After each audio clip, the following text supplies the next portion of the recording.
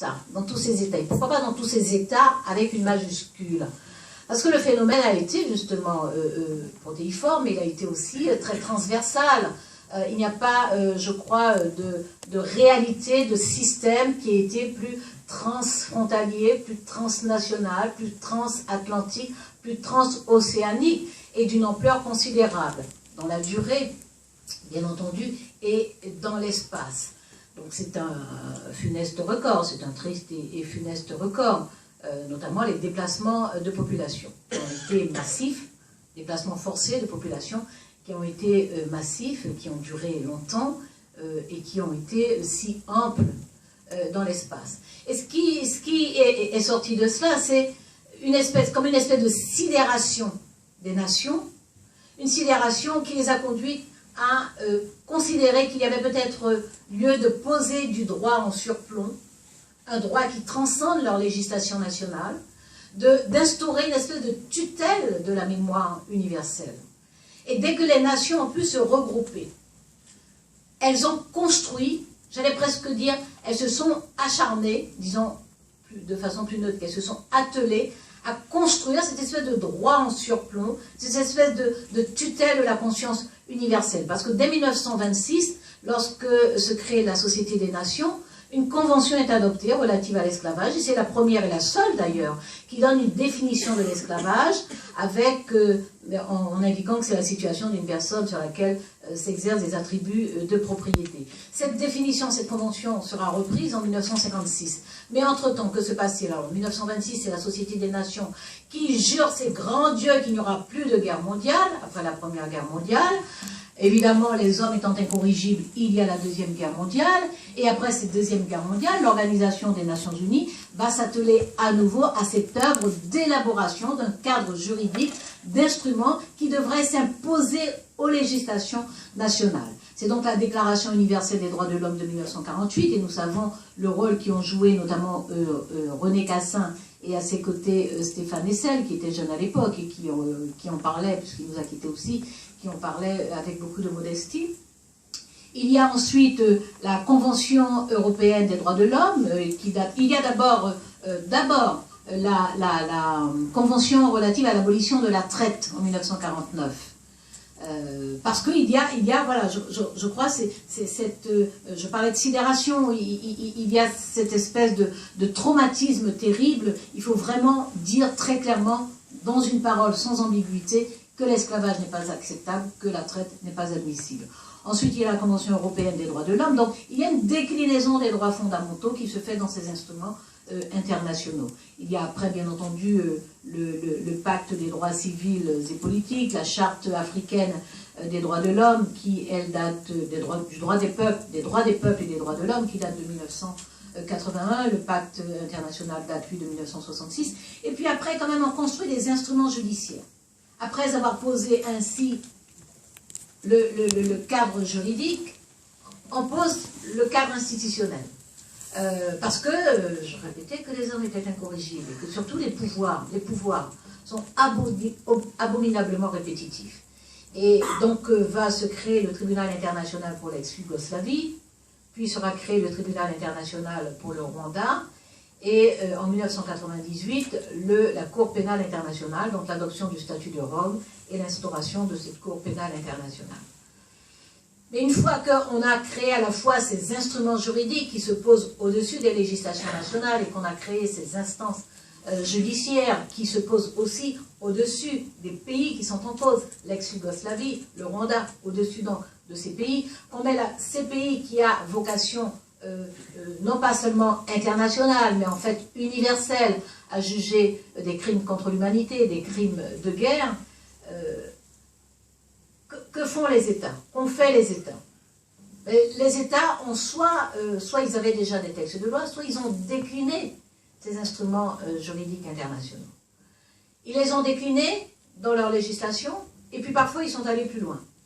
Et ce qui est intéressant, en tout cas pour la recherche, je pense, vraiment, au-delà de ce qui est établi, ce qui est posé, qui est à disposition, c'est comment dans la vie quotidienne, le croisement, la rencontre, la confrontation, je suppose que dans la salle, il y a également des militants de la mémoire. Il n'y a pas que des historiens, il n'y a pas que des chercheurs, il n'y a pas que des femmes et des hommes de science. Il y a aussi des femmes et des hommes de l'art, et notamment de l'art de la mobilisation dans la société civile.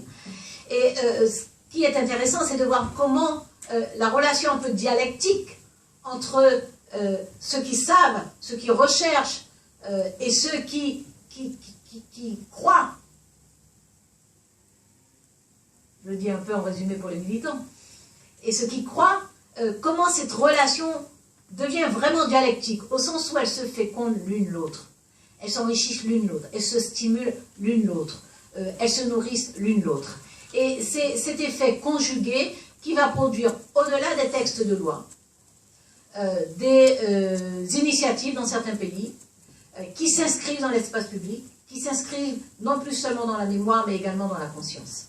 En France, par exemple, en 2001, la France adopte, le premier pays au monde à adopter une loi qui reconnaît la traite négrière et l'esclavage comme crime contre l'humanité. Et dans son article 2, elle contraint à l'enseignement de cette histoire. En 2006, elle décide d'appliquer enfin un autre article de la même loi, c'est-à-dire d'instaurer un jour de la mémoire nationale autour de cette histoire. Donc un jour de commémoration, donc de la mémoire, non pas de populations qui de façon évidente ont l'air de venir de cette histoire, mais d'une histoire qui est commune, parce qu'elle a impliqué tout le monde justement, qui est commune et qui doit être portée ensemble et qui doit trouver sa place dans le récit national. Le Sénégal, alors il y a la rencontre, le sommet de l'ONU à Durban en 2001, donc dans la foulée un peu, enfin c'est pas dans la foulée, c'est pas lié à la loi française, mais enfin ça se passe 3 mois ou 4 mois après l'adoption du texte français. Le Sénégal, lui, en 2010, adopte une loi équivalente qui reconnaît la traite négrière et l'esclavage comme crime contre l'humanité. C'est censé avoir un rôle d'impulsion, notamment sur la recherche, sur la production de manuels scolaires, donc sur le rôle que peuvent jouer les historiens et ceux qui produisent des textes et des documents pédagogiques. Ensuite, il est intéressant de regarder ce qui se passe ailleurs. Je vais très très vite parce que ce sont des choses que vous connaissez mieux que personne, mais qui est riche d'enseignements et qui, si c'est partagé, peut aider les pays à dépasser la dimension inflammable de ces sujets. Je pense à l'Afrique du Sud qui, avec sa commission Vérité et Réconciliation, a interrogé non seulement le racisme, l'apartheid, mais a interrogé également les effets de l'esclavage et les effets continus de l'esclavage. Il y a le processus au Brésil, qui est intéressant aussi, parce que depuis la loi d'abolition de l'esclavage en 1888, le Brésil n'a pas cessé par étapes d'introduire des enrichissements dans sa législation. Elle l'a fait par un décret en 1940, elle l'a fait par une loi en 2003, elle l'a fait encore par une loi en 2010, elle l'a fait par un texte en 2013, je crois. Elle enrichit sa législation en y ajoutant la lutte contre le travail forcé, contre les pratiques dégradantes, parce qu'en fait, le droit n'impose pas forcément les mutations économiques et sociologiques. Et le droit peut être affiché, il peut être inscrit, et on se rend compte que dans la société, les survivances économiques et sociologiques demeurent et continuent à produire les inégalités. Et le dernier des actes du Brésil a consisté à imposer la restitution des terres aux communautés afro-descendantes. D'autres pays aussi ont eu des parcours un peu chaotiques et tout à fait intéressants. De façon évidente, il y a les États-Unis, avec toute la période de reconnaissance des droits civiques, avec le Civil Rights Act, d'abord évidemment l'abrogation des lois de Jim Crow, ensuite le Civil Rights Act, le Voting Rights, c'est vraiment toute la décennie 60-70. Après, il y a les politiques publiques d'affirmative action, par exemple. Mais aussi toute une série d'initiatives et de politiques culturelles, avec l'instauration de musées, et tous les débats qu'il y a aux États-Unis, par exemple, sur le nom des musées. Est-ce que c'est un musée de l'esclavage? Ben non, en fait, le grand musée qui sera ouvert à Washington l'année prochaine, ce sera le musée national de l'histoire et de la culture afro-américaine.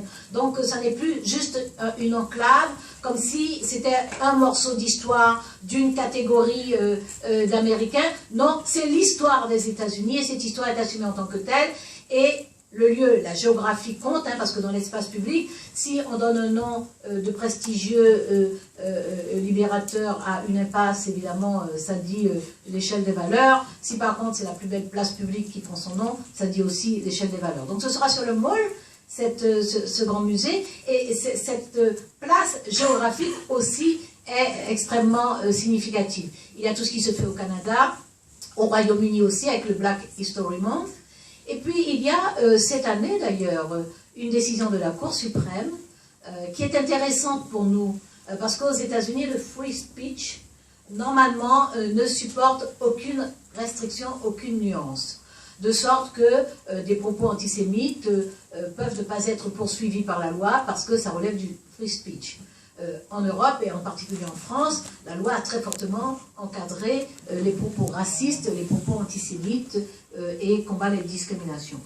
Or, la Cour suprême en juin 2015 vient de décider qu'il peut y avoir une limitation au free speech, et que les États fédérés peuvent établir ces limitations. Donc c'est intéressant comme dynamique parce qu'on regarde souvent les États-Unis comme un pays où ces questions se traitent par procédure judiciaire, donc dans la confrontation dans les prétoires, et en réalité il y a un intérêt profond pour ces questions qui permettent une traduction par des déclinaisons différentes. Sur le plan international, il y a toute l'action qu'a conduite l'UNESCO en tant que maître d'œuvre de la route de l'esclave, avec ces 44 sites qui existent dans des pays différents et qui sont inscrits au patrimoine mondial, mais aussi avec tout un programme de numérisation, par exemple, de 200 000 archives, de 200 000 documents historiques, de production d'outils pédagogiques et de reconnaissance aussi, ce qui revient à mon propos du début, de reconnaissance du patrimoine immatériel, c'est-à-dire de toute cette créativité qui doit être reconnue comme faisant partie du patrimoine de l'humanité, parce qu'il y a bien une création, il y a bien une ingéniosité de communauté humaine. Je vais en terminer avec encore une obsession, c'est-à-dire je reviens au titre. Sur les perspectives. Alors ça c'est autre chose, les perspectives c'est stimulant. Voilà, ça c'est l'aspect extrêmement dynamique de ce titre, les perspectives. Et l'interrogation que j'ai c'est, est-ce que le droit, puisqu'on a vu que c'est d'abord par le droit que les nations rassemblées essaient de construire des remparts, des digues, des parapets pour éviter encore ces basculements. C'est par le droit qu'elle a commencé, c'est peut-être par le droit qu'elle va poursuivre. Et on peut se demander si le droit n'est pas l'enfant prodigue de cette mémoire que vous interrogez. Pourquoi l'enfant prodigue? Parce que le droit a été instrumentalisé pour légitimer ces pratiques, pour légitimer ce système. Pour ce qui concerne la France, il y a eu le Code noir, mais pas que la France. L'Espagne a eu son Código Negro. Et le Portugal et d'autres pays ont eu, même s'ils ne les ont pas rassemblés en code noir, ils ont eu toute une série d'ordonnances, de textes de loi, en tout cas de normes qui justifiaient ce système. Donc c'est peut-être au droit d'être l'enfant prodigue de cette mémoire et de revenir et d'énoncer les règles qui permettront qu'aujourd'hui, nous disions que ces ramifications dont je parlais tout à l'heure et qui sont encore à l'œuvre sur 3 continents, que nous disions que c'est le droit aussi qui doit poser très clairement les droits de chaque individu, de chaque personne. Et qu'il y a des choses qui sont vraiment universelles. Non pas universelles au sens où ce sont des valeurs qui seraient nées quelque part et qu'il s'agirait d'imposer, y compris par l'armée, par la guerre. Universelles au sens où l'entendait Édouard Glissant, à savoir que ça n'est pas une valeur qui se répand ou qui s'impose, mais une quantité réalisée du tout monde. C'est-à-dire que nous sommes tous égaux et que la dignité de la personne est inaliénable. Elle n'est pas négociable, elle n'est pas à nuancer. La dignité de la personne est inaliénable. Donc toute personne a droit à cette dignité. Et ça entraîne évidemment de la solidarité. Donc le droit doit pouvoir venir dire ces règles-là, ces principes-là, ces valeurs-là, cette éthique-là. Et c'est peut-être donc, en effet, par le droit qu'on peut répondre aujourd'hui à la situation que nous avons sous les yeux et qui nous bouscule si terriblement. Ces centaines de milliers de personnes, millions de personnes, des millions de personnes déplacées. Ces millions de personnes qui quittent leur lieu de vie.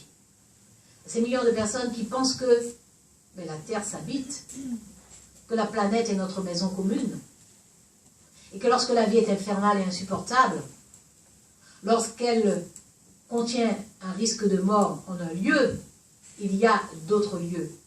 Et nous sommes interpellés par cela. Nous sommes interpellés par cela. Il y a un changement, il y a une césure qui se produit là, sous nos yeux, et nous devons dépasser notre impuissance actuelle. Nous devons dépasser notre incapacité à conceptualiser. à penser, à nous camper sur ces principes que nous avons inscrits dans le droit international après la Première Guerre mondiale et la Deuxième Guerre mondiale. Que signifient ces principes? Ils nous réveillent, ils doivent nous réveiller, et ils nous réveillent brutalement. Ils nous réveillent en nous secouant, parce que nous nous étions habitués à des trajectoires à peu près linéaires, le progrès, l'amélioration du produit national brut, la courbe de croissance, la réduction du chômage. Nous nous étions habitués à des choses qui se faisaient gentiment dans le temps. Nous nous étions habitués à une individualité qui avait fini par se transformer en individualisme et qui est en train de devenir des égoïsmes. Nous nous étions habitués à tout cela. Et cette situation de milliers, de dizaines, de centaines de milliers, de millions de personnes, d'hommes, de femmes, dignes quand même, quand on regarde les images, dignes, courageux, qui ont encore l'énergie nécessaire pour s'extraire du lieu infernal, pour essayer d'avancer et d'atteindre notre lieu. Face à tout cela, nous devons effectivement nous secouer. Et au terme de vos 2 journées de réflexion ensemble, ce que je souhaite, c'est que nous soyons en capacité, alors que la mondialisation contribue à détruire des vies, à aggraver des inégalités, à produire des injustices, que nous puissions atteindre, ou en tout cas tenter d'atteindre à la mondialité telle que la définissait encore Édouard Glissant. La mondialité, c'est la relation entre nous tous dans le monde. C'est la compréhension de nous tous dans le monde. C'est la conscience que chacun d'entre nous fait tout ce qu'il fait, dit tout ce qu'il dit en présence du monde, en présence des autres dans le monde. Et s'il sort de votre colloque non seulement une belle harmonie, celle d'épithète, mais en plus une espèce de confrérie des chercheurs et des ardeurs, je crois que vous auriez fait une œuvre magnifique. Merci.